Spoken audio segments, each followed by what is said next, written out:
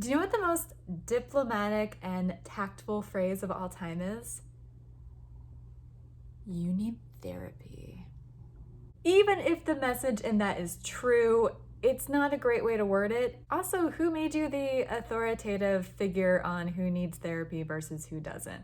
I don't know about you guys, but in my case, everyone who told me I needed therapy were the exact same people who didn't want to listen to me and were bored of the fact that, I was sad that my mom died like 2 months before.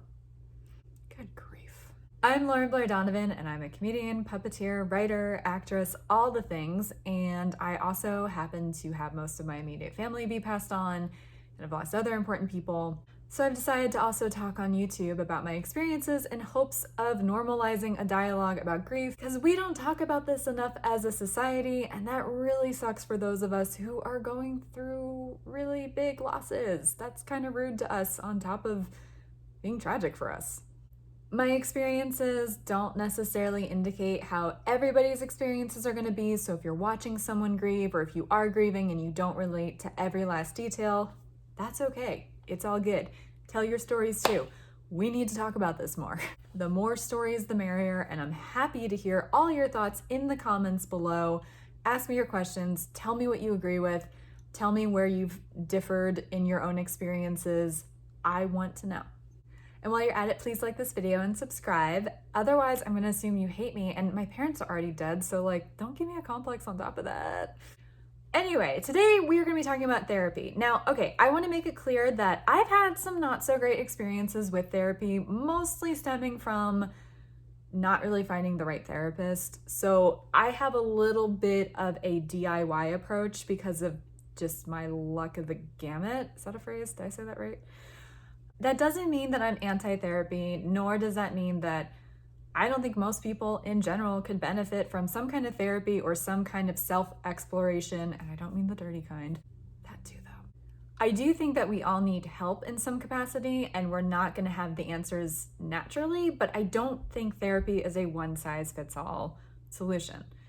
For me personally, what I got really annoyed at was I'm gonna try not to be too anecdotal and go into a web of stories within stories with this particular anecdote, this one anecdote I am gonna tell. But somebody emailed me a list of therapists when she basically didn't like that I called her out for not listening to me. There's more to the story than that, but okay, I'm gonna spare you. And then she basically never really wanted to hear anything about me again.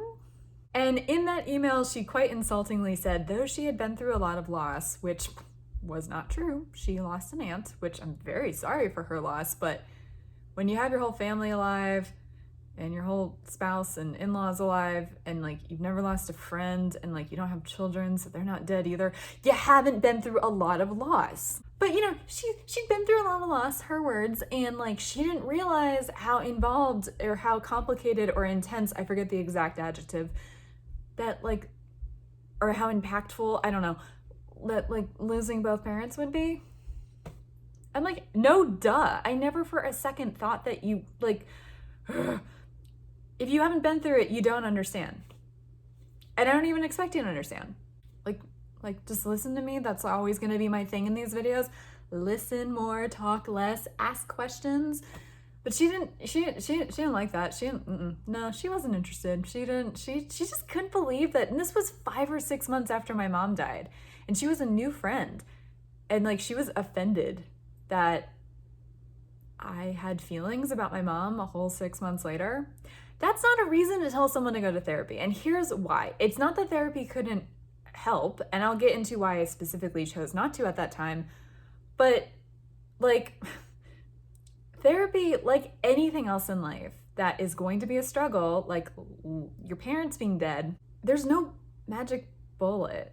I hate to be the bearer of bad news because if you're watching this, you might be in a lot of pain and I don't want to add to it. But I personally respond very well to honesty and transparency and understanding the road ahead of me so I can mentally prepare. Grieving a parent or a friend or anybody else that you're close with, a sibling, a significant other, it's not easy. It's not gonna be fun. It's not gonna be pleasant. It's going to suck. It's not gonna be bad all day, every day for a year, which they say is the rough amount or median of a time that it takes to finish grieving, which we'll get to that in another video. But there's going to be a process. Different times of the year are gonna have different feelings, whether it's your birthday and you're realizing this person's not here anymore, or it's the holidays. What's the holidays like when someone you love is no longer with us? Or like you maybe graduate, or you get divorced, or you get married, or like anything good or bad, you're gonna be reflecting, especially in that first year with all the first or whatever else you have going on in life. It's gonna be super intense, and you're gonna have feelings, and it's gonna take a while to digest and process and comprehend what it even means to have that person be gone. So while therapy can 100% be helpful, and if you need it, go get it, or if you are curious about it, go get it. But if you're a friend, don't suggest it because you're sick of your friend having emotions because one of the most important people in their life died and is gone forever. And if you are somebody who has recently had someone die and be gone forever, and you're sick of your own emotions, be gentle with yourself and know that it's a process, whether you do therapy or not. The reason why I chose not to go to therapy after my mom died, or I should say recently after my mom died, I did go to therapy some 14 months later. We'll get to that. But I already lost my dad like over a decade before when I was a teenager. Both parents and both situations had their ups and downs that were unique to the phase of life that I was in. But I think being so young with my dad was a lot more overwhelming because I had literally no coping skills, and I had no concept of the idea that like things can get better. Like I hadn't seen that yet. So when my mom passed away, it was terrible for its own myriad of reasons, but I had coping skills. I was also in the middle of pursuing my dreams, general comedy, also puppetry, and having a like purpose is so fulfilling, and it was a game changer for me, whereas like I didn't know what to do when I was a teenager. Like it was terrible. So when I did have big emotions or even numbness when my mom passed away, like I ran the gamut, I wasn't really mystified. I didn't feel stuck. I understood what was happening and why it was happening. There wasn't a lot of shocking reactions, emotions, or even lack thereof within the year after my mom died. So I didn't really want to go to therapy because I think you have to know why you're in therapy. That maybe I'm wrong about that, but anytime that I've tried therapy, it's because I had a question about my life, or I wasn't sure if my behaviors were normal, or if I had to reassess my thinking patterns. And that's why I would call up a therapist. Now, I did call up a therapist about 14 months after my mom died, so just over the year mark. And for me, I stopped, I think, actively grieving. Like you kind of grieve the rest of your life, which is another video for another day. But my active grief ended just over the year mark, about 13 months in. I felt like a fog had lifted. I didn't feel so fatigued out. I could think clearly. And I found myself in a position about to hit the 2-year mark of moving to Los Angeles and just over the year mark of my mom passing away. And I was looking around at certain personal and professional relationships that I had built, and some just weren't working. And if I was being honest with myself, I could look back at my entire life, at least my adult life, and was like, oh, you know what? You were always probably bonding in trauma to some extent. You might not have any idea which way is due north when it comes to facilitating the start of healthy friendships and so forth. So maybe this is a good time to take some inventory about what's going on with you, since most of the people that I am close with, in Los Angeles at least, are also in the industry and I sometimes work with them. That's a lot of hats to wear and a lot of hats to fall off at once. That doesn't make sense. I don't care. You get what I mean. That's a lot to go wrong within the same person or persons. So I wanted to make sure that I was calibrated correctly going forward, because I thought, well, at least I'm not going to lose another parent for a while, because, well, I'm never going to lose a parent again because they're all gone. So at least maybe now is a good chance to get my head screwed on straight in a way that maybe it never was. Like the girl who told me I needed therapy, she was a bad friend, and I kind of saw that from the jump. I was bonding in trauma. So I wanted to make sure I could listen to my instincts more and be assertive and trust where I was coming from, and also have agency in how to explain myself to other people in a way that was not overwhelming or, alienating. I wanted to be set up for success. My point is, I'm not against therapy, but I got through grieving my mom's passing because I had other outlets. I'm a comedy writer. Writing or journaling or joke telling in my case, it was helpful. Like, I liked it. That gave me a lot of agency over my feelings and helped me put together my thoughts. I also am somebody who practices yoga. I like to get out of my own head and listen to meditation tapes or even Vedic chants that I don't understand and don't really believe in, but for some reason they calm me down. I'm not afraid to look things up on the internet if I don't understand why I'm feeling the way I feel. I'm not afraid of seeking out podcasts. I read self-help books kind of regularly.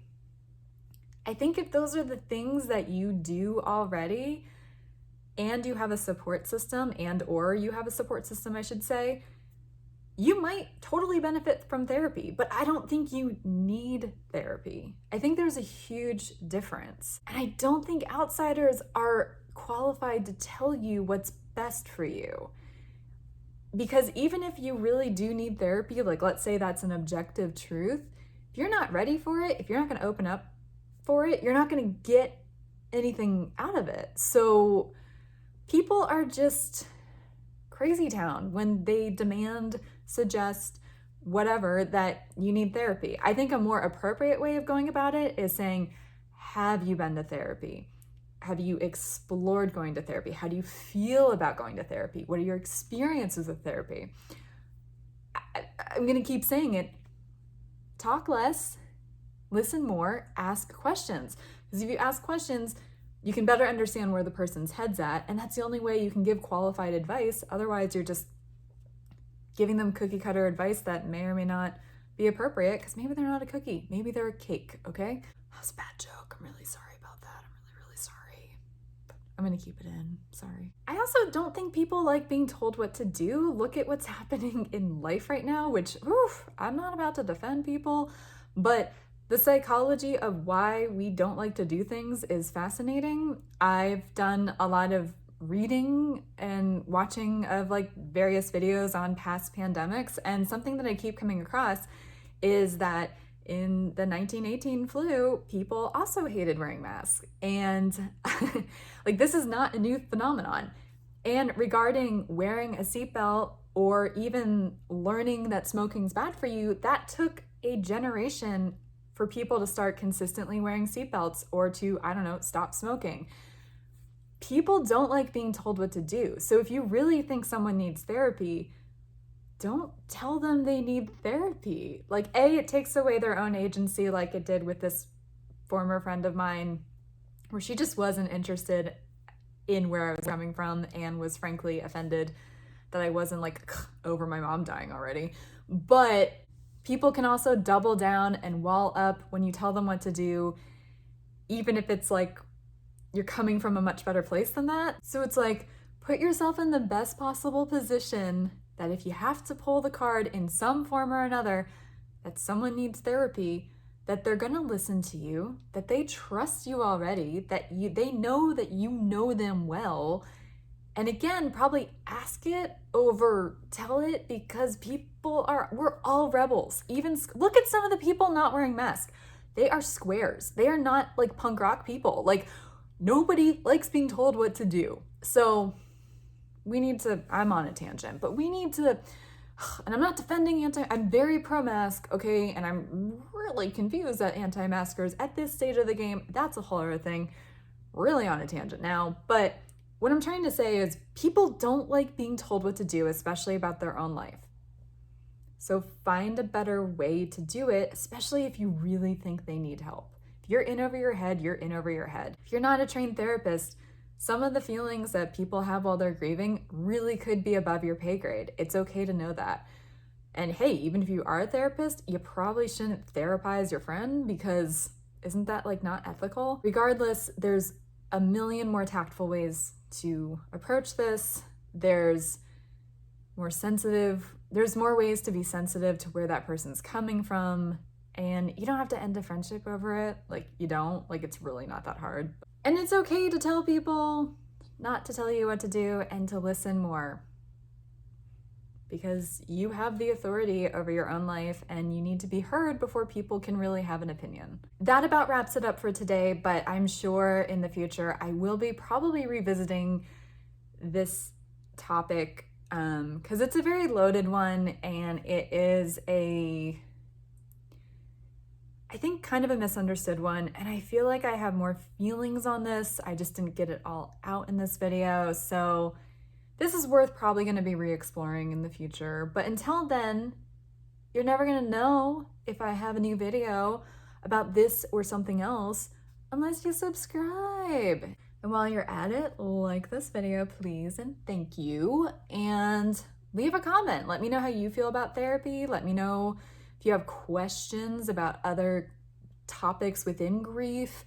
Follow me on social media. It's Blairosaurus Rex on Instagram and Twitter. Instagram has an underscore. Twitter, I wanted to save the characters because it was still like 140, so no underscore, none. But basically, I think I'm the only Blairosaurus Rex in the land. So if you look up Blairosaurus, it's probably me. Please have a wonderful day. Please take care of yourself and take care of your own needs, take care of your friends' needs. Listen to yourself, listen to your friends.